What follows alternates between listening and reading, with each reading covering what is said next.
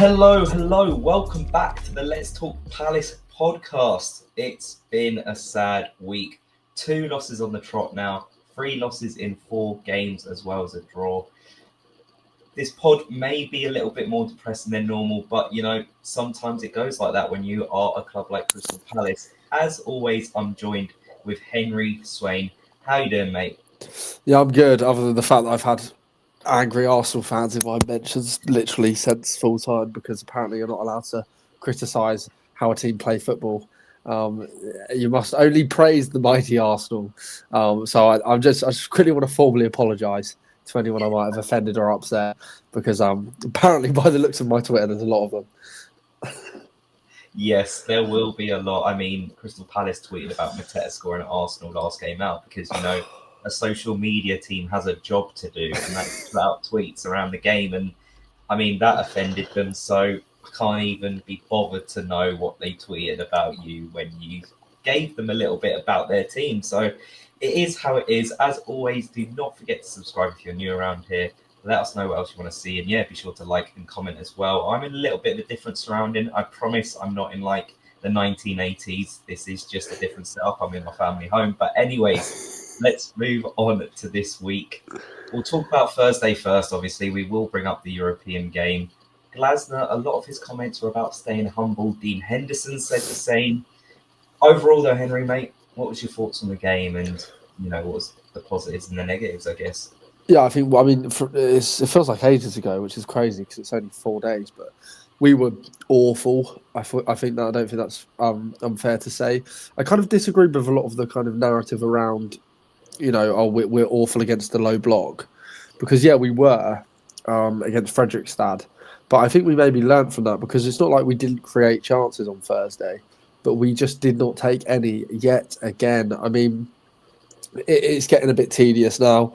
How many times it wasn't really the case today against Arsenal, but against Larnaca especially, how many times we're creating chances and just not taking them. Mateta, again, 2 or 3 big chances. It's just the same thing every week. And we kept saying on this pod that eventually, if you don't take these chances, that it's going to come back to bite you. We said it after the Liverpool game. And then in the Everton game, it happened. And then since then, it's happened as well. Bournemouth, we should have won. Larnaca, just complete inability to get any sort of strong effort on target. I just think it was a really bad game from us. They set up well. They deserved, to be honest, to win the game. They took their chance. That's what it's about. But yeah, just very, very disappointing. I do kind of agree with the kind of humble comments, though, because I do think people get a bit carried away. And I feel like the players maybe turned up to that game thinking it was just going to be an easy 3 points. And obviously, ultimately, that's not what happened. Yeah, overall, agree with everything you said there. I mean, I think even the way the fans were a little bit pre-match was a bit, complacent on Thursday. We had this belief that we were just going to go and win it comfortably. And to be honest, I think that's the one thing I've missed from Palace over recent months, just a comfortable victory. We've had so many chances created in past games, but they haven't been scored or converted. And it just felt a bit similar the other night. I mean, on Thursday, we only had 1 shot on target, which obviously isn't the full story, because you are completely right about the amount of chances we had. We should have scored so many in terms of the chances we created. But, the lack of shots on target in that game, that was worrying, wasn't it? Yeah, and it's happening a lot, isn't it? And I mean, even today, like, we'll get to that in a bit, but it's more. It's hard to describe, because we were creating openings. There were plenty of, and I remember arguing with people, because I was like, well, I just don't think like people were really going in about the whole. It's because we can't play against the low block. We can't play against the low block, but that's not a problem. That's not. Oh, I think it was quite clear that we were playing how we would have trained in the midweek to prepare for a low block, because, for example, we were making a lot more crosses from a bit deeper with our kind of wide centre backs. And the wing backs, they weren't pushing as far up because they couldn't. So they were crossing from sort of halfway into the opponent's half quite a lot. I'm really struggling to understand that narrative. For me, it was just, we didn't win the game because we didn't play well enough. We made a massive mistake between Dean Henderson and JD Canvo. And ultimately, we didn't take anyway. We didn't even come close to taking our chances, to be honest. I saw people saying that their keeper had a worldie. I don't think he really had anything to do, to be honest. Nah, massively agree. As I said, one shot on target. What the hell has he had to do? Not much, apart from fall on the floor every now and then, which is completely fair in that situation. You've got to waste that time if you're in their situation. But yeah, it was a really, really just a I don't want to say depressing performance, but it just felt like flat at points, and it was just a bit sad. I And do think it's important to mention though, because you kind of hinted at it there, but I've said quite a lot that the referees in Europe have been the best we've seen, and they've been brilliant. That referee on Thursday was utter shite, and I think it's also important to mention that because he gave them everything. I've never seen anything like it. I think every single corner we had, they got a free kick from it. Every single one, without fail, because their players went down holding their heads, their players went down rolling around. Genuinely couldn't believe it at points. And I still don't think we deserve to win, but I do think that does go some way to kind of limiting what you're able to do. Obviously, you saw Mark Gade almost just like with his hands on his head, like what is wrong with you, to the ref, because every time one of our players tried to jump to win a ball in the air, we got a foul given against us. It does kind of limit what you're able to do.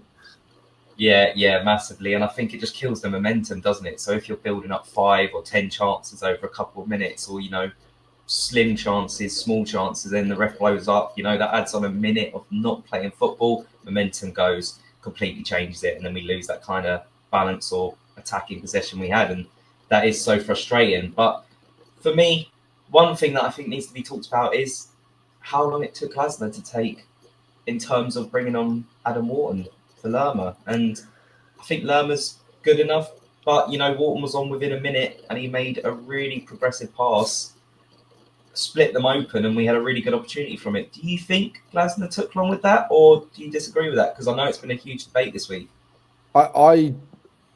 We could all see it. I didn't really understand in a game like that when you're playing against the low block. Yes, if we had someone like Eze, because if you remember back to the game against Stockport in the cup, on the way to winning it last year, he got an early goal, I think 4th minute, and out of nothing really, just made a bit of space for himself and finished. And then we failed to create anything really for the rest of that game.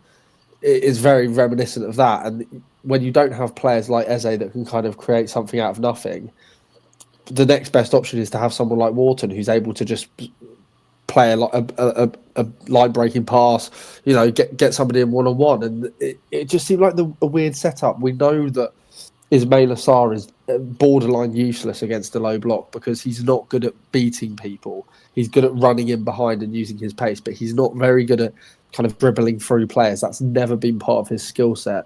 I think Pino could have done better in that sense because he is good at that. But I just think, it's really hard because you don't want to. I feel like with Palace at the minute, a massive part of the fan base, and the reason there's a divide is because people feel like you're not allowed to criticise anything that happens because of what we achieved last season. And I get that to an extent, I really do. But at the same time, there are certain decisions that are being made and certain things that we're doing in games, before games, in terms of team lineups and stuff that just don't really make sense. Like, look, there's such a defensive midfield duo for the game we were playing and the opponent we were playing that it just didn't really make sense to me. And then you see the issues almost instantly. I think Lerma had an awful game, to be honest, but it takes until the 60th, 70th minute to make that change. By that point, you've only got 20 minutes to kind of get on with something. And the only other thing I'll say about that game against Larnaca, and I also got a lot of stick for this, was I am so fed up with the fuck UEFA chant. I'm kind of done with it now. I'm bored of it. And I got a lot of stick for that. But genuinely, we were 1-0 down. We just gone 1-0 down. And within 5 minutes of Larnaca scoring, when you think the players just need a bit of support, Nketiah's trying to rally the fans. What chant do we go to? A chant about Marinakis, UEFA. I feel like it's good, and it's good, and we should be standing up to it because it is corruption and all of this, and I completely agree with that. But the decision's made now. There's nothing that's going to change it now. I don't mind singing it before the game, as the Europa League anthem's playing. That's fine. That makes sense. Don't mind singing at half time or after the game. But when the team need the support, and if somebody said, it's all just noise to the players, they don't care. We know from Henderson that the players know exactly what the fans are chanting. So I just think, for me, if I was a player and I was in that position, I needed the fans to get behind me. If I then heard them start just chanting about UEFA and basically moaning about how unfair everything is, that wouldn't really get me over the line. That's just a personal opinion. I don't know what you think about that. Yeah, no, of course. The argument is there's a time and a place for it. And I think that kind of chant and your discussion there kind of opens up a wider debate about atmosphere at Palace. And to be honest, atmosphere at English games in general, like the drop off in atmosphere in away ends constantly at Selhurst Park in the away end, or just Selhurst Park within our own home crowd, it has died off over the last few years. And that's a whole different discussion for another day. But even for me today, Arsenal away, it was quiet, I even tried to couple myself to start, and it just wasn't kicking off. And it just feels like the atmosphere is dying. And you need to back the team at the right times. And as I said, another discussion for another day with that, because honestly, we could talk about that for hours. But do understand where you're coming from completely. But there were a few small positives, I think, from that Larnaca game. I think it's hard, but I think Nketiah looked a bright spark.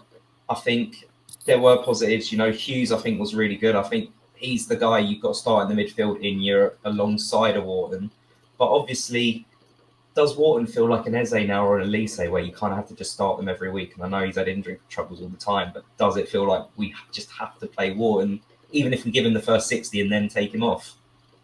Well, I think that there's this massive thing in football at the minute about starters and finishers, and I think that you should always start your best players because they get longer. Ultimately, would you rather have your best player on the pitch for 60 minutes or for 30 minutes? You'd rather have them on for 60 minutes. So what difference does that make, whether it's the first 60 minutes? Do you know what I mean? I just think that Wharton is one of our best players, and he's crucial to the way we play. Though, like I touch on every single week, the way he's able to just split the lines with through balls along the floor to either Nketiah, to Sarr, to Pino, and his quality of crossing as well from deep areas. He just causes problems, and we saw that the second he came on. He put a brilliant ball through to Kamada, didn't he? And it was slightly just beyond Kamada. But I agree with what you're saying. I think he has to start every week if he's fit. I also agree with you that Nketiah looked bright, but the problem for me with that is that when you give him as little time as he had, it doesn't give him the chance to kind of have that.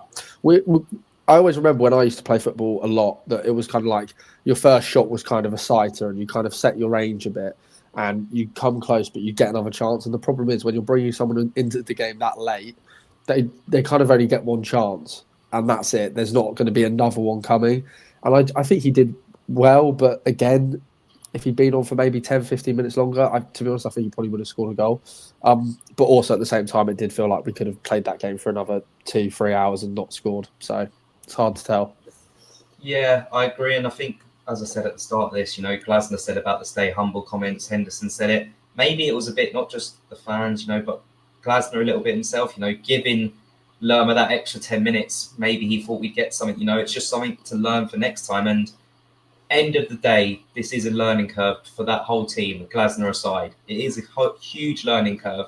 Barely any of them have played in Europe. We're going to have to adapt. We are seeing a little bit of a drop-off when we do have to play Thursdays. We're seeing a bit of a drop-off when we have an international break as well, because, Richards, Lerma, Kamada, Munoz, they're like on the other side of the country playing these games and playing a lot of minutes. So we are seeing that drop-off. So I think this season, the first few months, there definitely has been a huge learning curve for us that we're still adapting to, which is how do we manage these games after the international break? How do we manage these games after Europe? How do we manage Europe after a tough away trip to, Goodison Park? These are big issues that we need to highlight. And at the moment, it's kind of like 50-50 in how well we dealt with them. But, you do see this drop-off from teams like us when they do end up in Europe. And, we do sometimes just have to take just slightly poorer performances, right? Yeah, for sure. I think also the likes of Uche, who's travelled all the way to Nigeria and hasn't actually played. And you're completely right. There's a lot of factors to it. We have a very thin squad because that's what Glasner likes. And ultimately, I completely agree. I think Mark Gay's interview after the game was very telling in the sense that he was kind of like, well, there's not much more to say. They were much better than us. I don't think we expected it, etc., etc. And I think that's the case for us, the fans as well, because I don't know. I do think maybe people, and myself included, have said, we'll walk this competition. I do think we'll do well in this competition, but you do need to kind of get that experience, because a team like Larnaca, and the thing that we're also going to notice now, which we never normally have, is that in the Conference League, we are the biggest fish, really, in terms of the name. Maybe aside from Fiorentina, Strasbourg, but I think out of those two, we're probably the biggest name. Teams are going to play us like it's their cup final, and that's exactly what happened with Larnaca, and it worked out for them. So we do need to be quite cautious, because I don't think that failing to qualify automatically would be an absolute outrage, but I do think that there's definitely benefits to getting through automatically and not having to play the playoffs. Yeah, for me, we need to be in that top 8 personally. You have to be. You've got the possible AFCON games, I think, around a similar time. These playoff matches, it's just more games. We don't need it.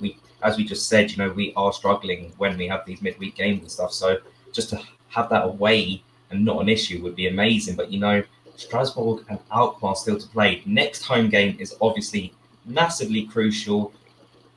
Anyways, we will slightly move on now, because it is the day after the Arsenal game. Sorry for those listening, but for us it is literally a few hours after.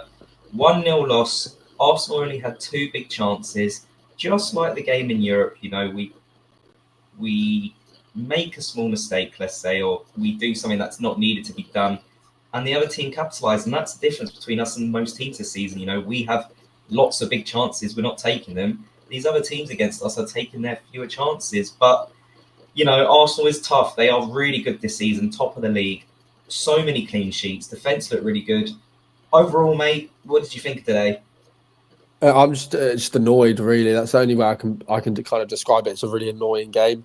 Again, I hate always blaming referees, and I'm not by any means blaming the referee for the outcome of the game. But I thought that Thomas Bramall was absolutely useless. I thought he was completely out of his depth. It's his first time refereeing an Arsenal game.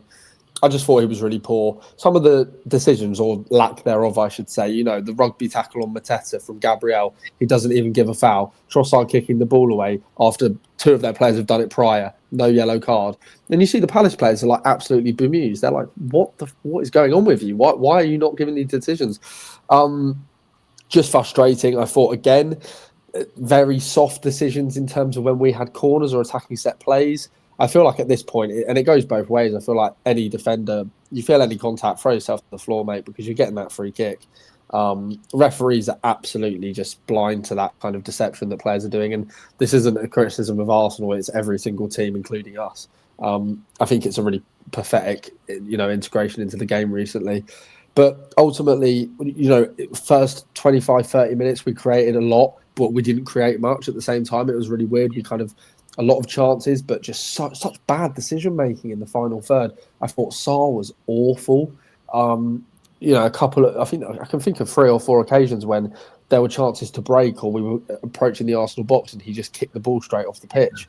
Wharton's passing was a bit off as well. Ultimately, him not picking up Eze as well in the box for the goal, and of course it had to be Eze. But just a frustrating game. To be honest, don't think we deserved to win, but I also don't think Arsenal did.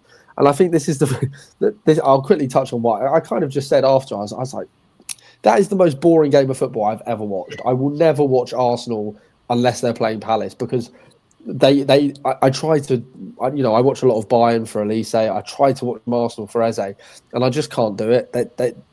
Yeah, it's working. Fair play to them, and they can say they don't care and all this. I don't really care. Keep playing your football, but I am never going to sit down voluntarily and spend an hour and a half of my time watching Arsenal play football, because it's so painful to watch. Might produce results. It might maybe produce them a league title. Hasn't worked so far, but Jesus Christ, it's bland and boring. For me, it's just a write-off game. We just move on from it. I think people are getting a bit dramatic about 3 losses in 4. If you look at the actual context of the games and who we've played, I don't think it's as bad as it looks. Yeah, no, completely fair. You do have to take today into context. They are top of the league for the reason. They look like they could go away with the league at the moment, the way the other teams are playing. Man City losing, Liverpool losing, Chelsea losing. It looks like it's theirs to lose at the moment for sure. Don't want to be positive or negative, the whole podcast. We're trying to be constructive. I do want to emphasise that. But, it's been a while since we've had a couple of defeats. But in terms of the goal we conceded, you just kind of brought it up there. Wharton was kind of lapse of concentration, not marking Eze. For me, the free kick, Pino is just giving away so many silly fouls since he's been in the starting 11. Especially today as well. Yeah, and it's for me, that the thing we really have to remember, and I spoke about this earlier to people I was just chatting with, when you lose an Eze and you're a Crystal Palace, you can't replace Eze with a player of Eze's quality. You have to replace them with the younger, up-and-coming star who can be Eze's quality in a couple of years. And it's so hard because you do all that progress, you get Eze to his top, and then he just gets snapped by someone from the big six. And that's how the chain works, and that's so sad. But for me, that is just a complete example of why Pino is giving away these fouls. He's only 22. He is young. He's got that top potential, and he is still adapting to the division. As I said, silly foul. Overall, the week for Pino hasn't been great, but I don't know if you saw Bobby Manzi's quotes from Glasner about Pino, but basically the little bit that he quote tweeted from Glasner was he said, "It doesn't make it easier when players arrive on deadline day." So a little snipe from Glasner. What do you think about that? Well, it's the least. I mean, I haven't seen that, but it's the least surprising. I'll be honest. I muted Bobby on Twitter just today because I was travelling back from my missus' family up in Derby, so I was watching in the car, and I was like, oh, I need to mute everything because I don't want to miss or get any spoilers anyway. So I didn't see those, but it's just unsurprising, isn't it? Obviously, who was saying this the entire time? Me. I said this from day one in the transfer window, and I got dogs abuse from maybe some people listening to this podcast from. Even when it came from the horse's mouth the first time, and he said, "Look, I want to be backed." Now it's come from his mouth again, but I'm not going to say anything because I'll probably be making it up again. So I won't dive into that too much, but it's unsurprising. To be honest, I think you make a really good point about Pino as well. He literally turned 22, yesterday, the day before. Like, he's younger than me. That's quite young. Do you know what I mean? If I was on a Premier League pitch, I think I'd be losing my head a bit. But, he's got a lot of time to adapt. And I think you make a really good point because, yeah, you're right. You kind of nurture a player and get them to a level, and then you have to let them go. And you can't just replace them quality for quality. You have to get you have to kind of start again, if you like. And the problem is that you then see a massive drop off in quality. But he's shown good things. I mean, and I don't want to, I think people are really harsh to just narrow in on him for conceding that free kick because players were doing it constantly throughout the game, all the time, just really stupid decisions. And just generally, the decision making was poor. Like, we got a break in the second half. And what is Maxence Lacroix doing? Shooting on the volley from 30 yards? Yeah. What are you even thinking? Yeah. It's like, you're actually, that is the most nonsensical thing I've ever seen. Why would you do that? But yeah, I think it was just a bad day at the office all round. Although, to be honest, I think he defended really well, kept Gyökeres quiet. But that was more my point was that in our final third when we were attacking, every single player just seemed to lose their heads, and it was just really, really bizarre, to be honest. Yeah, and for me, it just, as I've said a few times, sums up our season. The defence for me is still very, very good. Yes, a few of the goals we conceded this season haven't been great ones to concede, but overall, that back five we've got, they are so solid. 2 big chances Arsenal had this whole game. 2 at home at the Emirates when they're in the form they are, when they just battered Atletico Madrid 4-0 the other day as well. That is merit to our defence for that because that is very, very good. But the issue is the attack. Maybe it's going to take time to gel, but, Mateta's missed some big chances this season. Sarr didn't look at it today, and Pino's just adapting, which, as we said, it is fine for him to take his time. It's just because of the last few games, it's harder because you're going to put more pressure on them, aren't you, when it is the attack? But, we're not getting the goals in, right?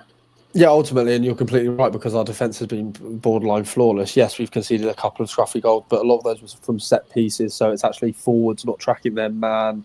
And then today was Wharton. But other than that, to be honest, I can't even remember that. I assume the Eze chance was one of the big chances, and then I can't even think of what the second one would have been. It's just one of those where it's just a frustrating result, but you definitely can't defence. And I do wish we were making these attacking changes a little quicker. So for me as well, talking about the attack, one little thing I wanted to talk about today, and I think today's the first time I've worried about it, but Thursday made me worry a little bit as well, is our attacking depth. Aside from Nketiah, it feels like our depth is all potential who could do well, but Glasner clearly doesn't think they're either Premier League ready consistently or they're just not ready at all because, as you brought up earlier, 88th minute subs, same again last Thursday with Esse and Uche, same again today with Uche. These subs are late, but apart from Nketiah, Uche, Esse, they are our kind of attacking subs. And do you think maybe this is a little bit of a letdown from the transfer window? Do you think maybe we needed to get, instead of an Uche on loan, who was the cheaper option, go and try and get a signing who's maybe a bit more, in their prime? Yeah, and no, it's hard, isn't it? I feel like we've not really. I feel like the glimpses we've seen of Uche, he's been pretty good, and I think it is just one of those where, unfortunately, as we touched on a bit earlier in this episode, when you lose a player of Eze's caliber, then you're going to see a drop off. I think we were very fortunate with Sarr coming in last season that we didn't actually see much of a drop off in terms of output from when we had Elise. In fact, I think we saw an improvement, which is rare to see when you sell, a player of that quality and importance. But it's a hard one. I think for me, the main issue is the kind of the timing of the substitutions. It's my only gripe with Glasner. I don't really care about the lack of rotation. I think that people were very generous to these players, when you're fatigued, it's much harder to execute a shot. Well, I'm not being funny. When Jean-Philippe Mateta is 6 yards out, he should be scoring. He should be hitting the back of the net. I don't care how tired he is. I don't know if that's really kind of a bit harsh from me, but that's just genuinely how I feel. I think that we've just got to make these subs earlier. I think Nketiah was refreshing to see him get half an hour, but the wrong game to do that. That should have been the case against Larnaca.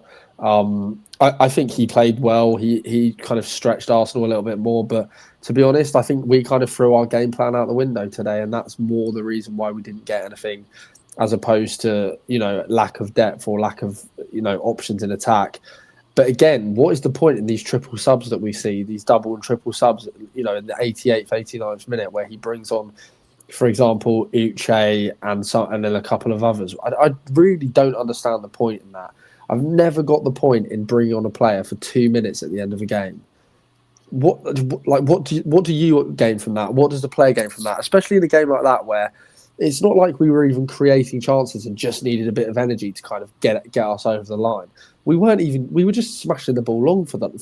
Basically, after half an hour, when we played a bit of football and couldn't get through because of bad decision making, we just resorted to long balls, and it was so anti-Glasner. I just do not understand what the game plan was. Yeah, it is an interesting one. The subs late on kind of don't make that much sense when they are like a Lerma. And yeah, you should maybe be giving these players a little bit more time, like an Uche. Like, I think against Sunderland was probably when he had his most minutes. The first kind of appearance. Yeah, that was what, 8 minutes? Yeah, and to be fair, he looked all right. But Glasner, with his deadline day comments today on Pino, maybe he's thinking the same a bit about Uche. It does take time for him to, have confidence in these players, let them gel in. I would say it's a very positive start this season for Glasner in terms of points and where we're at, because sometimes he is known to have a slower start. So it may be a case that he is just going to, not give Uche the minutes until about January, where he has full faith. And that is, that is going to cause debate. It's something that's going to have positives and negatives. You literally can't argue either way, because, it is so hard. You can't tell how much of an impact Uche is going to have because we haven't seen enough of him. So it is an interesting one. I actually do think I want us to go in January and get a different attacking signing in. I do think we need someone. We're going to need to, aren't we? Especially with Sarr at AFCON. Yeah. I'm not sure actually the dates that AFCON run. I think if they make it to the final, it's 2 to 3 weeks into January. But that could be literally catastrophic without Sarr. I mean, we're gonna need another option, and Uche won't. There's a high chance he gets selected for Nigeria despite not playing that much. So that suddenly leaves us with what, Pino, Mateta, and Esse. Kamada. And then you push Kamada. To be honest, I was genuinely surprised on Thursday that he didn't try and push Wharton into one of the 10s. I was genuinely expecting to see that. To be honest, I wouldn't even hate that. Just especially against a low block like that, when they're not really playing as wingers or wide players. Just chuck someone like Adam Wharton in the 10 and see how he does. Especially if you're chasing the game, I don't really see what else to lose. That might be bonkers though. It is late. I'm getting tired. You've got to think of new ideas, when you are playing against some of these really defensive teams. And overall, still a very positive start to the season. We win against Brentford next week. We get 4 points. We get into top 4. Sorry, as you said, it's late. I don't know why. It'd be nice if we got 4 points for winning a game, though, wouldn't it? I'll try the red cheeky tenner. That's how we'll get the 4 points. Don't worry. But yeah, November's a huge month. Wednesday, I think it's a bit of a free hit again. Obviously, being a cup game against Liverpool, but it would be nice to win it. But you've got Brentford, Brighton, international break, Wolves. Realistically, if we want to be pushing on, that's got to be 9 points, right? Yeah, but then it's hard, isn't it? Because the problem for me is that, like, when you look at the 4 games that we've just played, we lose against Everton. We were the better team for basically the entire game. We draw against Bournemouth. We should have scored about 19 goals. We then lose against Larnaca because we can't finish our dinner. And then we lose today because, well, we were playing top of the league and it just is what it is, right? And then you look at those games. Liverpool, to be honest, I'd be shocked if they even bothered fielding any senior players in their 11 during the week, because they're having such a torrid time at the minute that they just need to focus on the league, don't they? But I can't be asked, because watch them do that, play a load of kids, and then Arnie Slot comes out and goes, well, we were playing kids and Palace haven't rotated and all of this. But no, Brighton, Brentford, and Wolves. I mean, Wolves has to be a win. Wolves are utter shit. Like, with the greatest respect, they are so bad. Struggled to pull 2 goals back against Burnley today and then conceded late on. Brighton, free hit. It's one of those where it's like you can't really call it. It's like a cup game, playing against Brighton. Who knows? Yeah. Brentford the same. You don't really know what version of Brentford you're going to get, but they have been doing really well this year. So it's just hard to know. It's one of those where we could get 3 points. You think at a very minimum, or we could get 9. But the main thing for me is that I'm not coming away from these games thinking that we're playing badly and being annoyed necessarily at the team performance, other than today, really. So as long as that doesn't continue, I think you're going to lose games. And I said this after Everton: if you can lose a game, but you've still played well and still created chances, and it's just been, we were never going to win that game against Everton. It wasn't going to happen. That's fine. Sometimes that happens. Then I'm happy. But if we keep playing, if this becomes a pattern that we start to play really quite poorly, like we did today, and kind of throw any sort of tactical ideology out of the window and just start smacking the ball on and hoping something sticks, that's when I'll start to get worried. But, for me, I think we just all need to just take it as it comes at the minute. Yeah, for sure. And obviously, there's sadly been more negative things to talk about today. But positives, we're playing well. We are, most chances created still in the division, all of that stuff. We just haven't taken the chances. Hopefully, that will come good. I think we just need Nketiah to get a couple of decent goals, decent couple of finishes, and that'll get his confidence back booming again. Hopefully, we have the week now. We have the 6 days. That would be massively helpful. November does feel huge. We've got Europe games. We've got the 3 games I mentioned in the Prem.